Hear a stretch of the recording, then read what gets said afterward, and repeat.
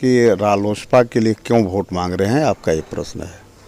पहली बात तो ये है कि रालोसपा के जो उम्मीदवार हैं वंदना सिंह कुशवाहा जी, जो मेरे बगल में बैठी हुई हैं, अभी इस क्षेत्र में जितने उम्मीदवार खड़े हैं सबसे बढ़िया हैं, सबसे योग्य हैं और ये लगातार प्रयास कर रही हैं, क्षेत्र का दौरा कर रही हैं और जो मौजूदा जो वर्तमान विधायक हैं उनसे बहुत बेहतर हैं, 100 गुना बढ़िया हैं। अगर ये जीतेंगी तो जनता के दुख सुख में ये हिस्सा लेंगी, जनता के बीच रहेंगी। वायरल हो रहा है जिसमें आपने कहा कि एनडीए को परास्त करना मेरी प्राथमिकता है। आखिर ऐसा क्यों? आप उसी एनडीए का हिस्सा थे, उसी से आप विधायक बने, आखिर उसको हराने में क्यों लगे? देखिए, पहली बात है कि रियल अर्थों में आज एनडीए है नहीं। आज तो लोजपा और भाजपा के बीच अंदर खाते में गठबंधन है। नीतीश कुमार के साथ कहीं गठबंधन है क्या? नीतीश कुमार मात्र 115 पर लड़ रहे हैं और भाजपा का जो वास्तविक जो गठबंधन है वो 243 पर लड़ रहा है। तो मेरा लक्ष्य है कि एनडीए को पराजित करें और जो भी पराजित करने वाली जो ताकतें हैं, चाहे वो महागठबंधन के उम्मीदवार हों, रालोसपा के उम्मीदवार हों, बहुजन के उम्मीदवार हों और अच्छे लोग हों, योग्य लोग हों, उनका हम समर्थन करेंगे। आपने कहा कि एनडीए भाजपा और लोजपा है, फिर आप बड़हरिया से श्याम बहादुर सिंह के खिलाफ आ रहे हैं। यहाँ हम तो नहीं आ रहे हैं, हम तो चुनाव नहीं लड़ रहे हैं, वंदना सिंह लड़ रही हैं। यहाँ हम इसलिए इनका समर्थन कर रहे हैं, यहाँ नागरिक लोग बैठे हुए हैं, काम गाँव के लोग। श्याम बहादुर सिंह का, जिसे माननीय मुख्यमंत्री भी कहते हैं कि सर श्याम बहादुर सिंह, बार बार तमाम सभाओं में बोलते रहते हैं। क्या करैक्टेरिया है टिकट देने का? वैसे व्यक्ति को टिकट देंगे जिन्हें जनता से कोई मतलब नहीं हो, जनता का दुख सुख में वो आदमी हिस्सा न ले, रात दिन वो क्या क्या करते हैं उनके व्यक्तिगत जीवन के बारे में हम नहीं जानते, नहीं जाना चाहते, लेकिन बड़हरिया की जनता बहुत हमसे भी बेहतर ढंग से उनके बारे में जानती है। क्या वैसे लोगों को सदन में जाना चाहिए क्या? यहाँ की जनता के आशीर्वाद से 2-2 बार गए, एक बार वो जीरादेई से भी जीते थे, लेकिन उनको अपने चाल और चरित्र में कोई परिवर्तन नहीं हुआ। इसका मतलब कि जनता को मूर्ख समझते हैं। यहाँ की अगर जनता जागरूक हो जाए, अगर बड़हरिया की जनता के जागरूक, उनकी जमानत जब्त हो जानी चाहिए। सच्चाई तो यही है, लेकिन पता नहीं यहाँ की जनता कौन सा अफीम खाई है कि अभी भी सजग नहीं हो पा रही है। हम तो यहाँ के नागरिकों से सम्मानित जो प्रबुद्ध नागरिक हैं, जो मतदाता हैं, उनसे हम अपील करने के लिए आए हैं, उनको हरावें, उनकी जमानत जब्त करावें। यहाँ से एक वो मिठाई थी, आज खटाई हो गए। हम कभी उनको मिठाई, कभी हमारा वक्तव्य सुने हैं उनके बारे में, मिठाई के बारे में कि बहुत मिठाई थे? हमने कभी तारीफ नहीं की। कभी अपना चैनल खोल कर दिखाइए तो एक जगह भी कि मैंने तारीफ की हो उनकी। हम ऐसे लोगों की कभी तारीफ नहीं करते। एक अहम सवाल है, जीरादेई के सिटिंग विधायक आप हैं, लेकिन आपका टिकट काटकर किसी और को आखिर क्यों दिया गया? आखिर इसका मूल कारण है कि मैं शराब नहीं पीता हूँ। अगर हम भी शराब पीते, नर्तकियों के साथ नाचते, तो मेरा भी टिकट गारंटी रहता, लेकिन हमारा टिकट 100 बार कटे। मैं जीवन में शराब कभी नहीं पिया हूँ, आने वाले दिनों में भी नहीं पीऊँगा, और नर्तकियों से नाचने की बात तो बहुत दूर की बात है। क्या लगता है नीतीश कुमार वैसे ही लोगों को टिकट देते हो जो शराब पीते हो और ऑर्केस्ट्रा में डांस करते हैं? बिल्कुल ऐसे ही लोगों को, ज़्यादातर लोगों की संख्या ऐसे ही लोगों की है। जो आदमी निकम्मा हो, अपने क्षेत्र से कोई मतलब नहीं रखता हो, जो सिर्फ राजनीति को व्यवसाय बना दिया हो, जो सिर्फ पैसा कमाने के चक्कर में रहता हो, वही फार्मूला है। नीतीश कुमार कल तक आपके लिए अच्छे थे, अचानक से इतने बुरे क्यों हो गए टिकट कटने के बाद? देखिए, कल तक वो अच्छे नहीं थे। हमने कभी भी नीतीश कुमार जी का प्रशस्ति गान नहीं किया है। आप मेरा पिछला भी आप इंटरव्यू कभी देखेंगे, मैंने प्रशस्ति गान नहीं किया है नीतीश कुमार जी का। नीतीश कुमार, हम लोग तो महागठबंधन से जीते थे, अचानक उन्होंने पलटी मारी, चले गए एनडीए के साथ। मैंडेट महागठबंधन को मिला था, उनको नहीं ऐसा करना चाहिए।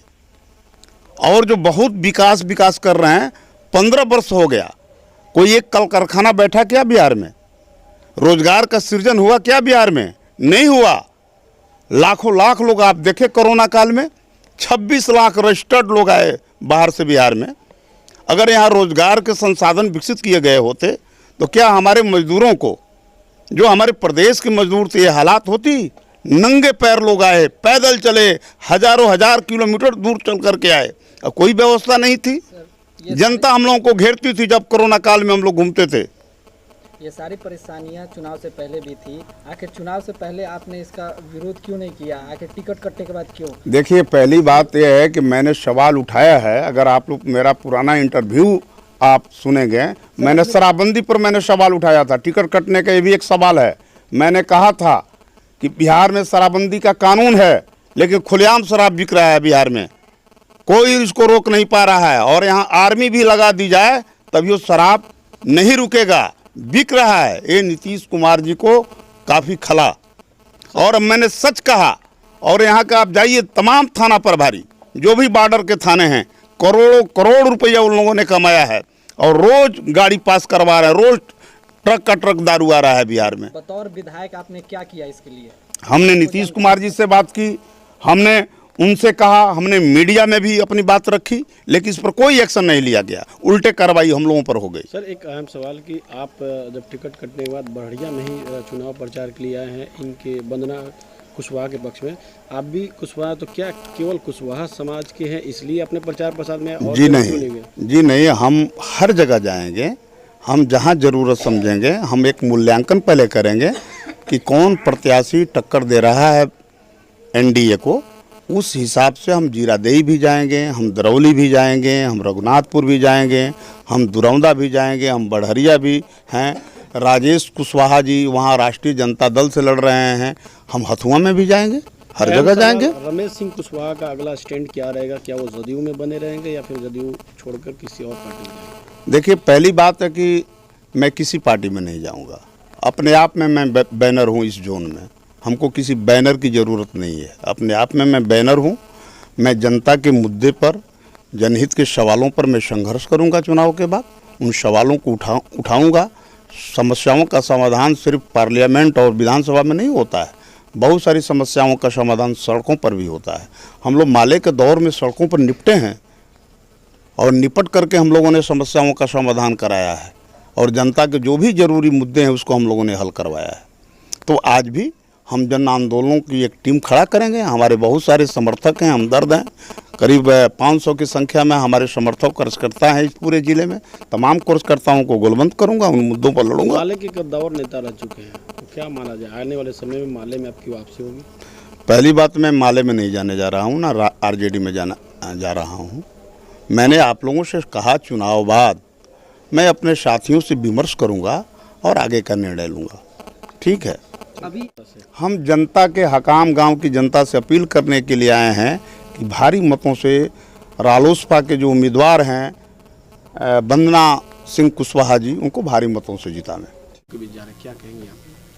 माननीय विधायक जी को मैं तहे दिल से धन्यवाद करती हूँ कि अपना कीमती समय मुझे दिए, और मैं जनता जनार्दन से यही अपील करेंगे कि ऐसे ही प्यार और आशीर्वाद बनाए रखें।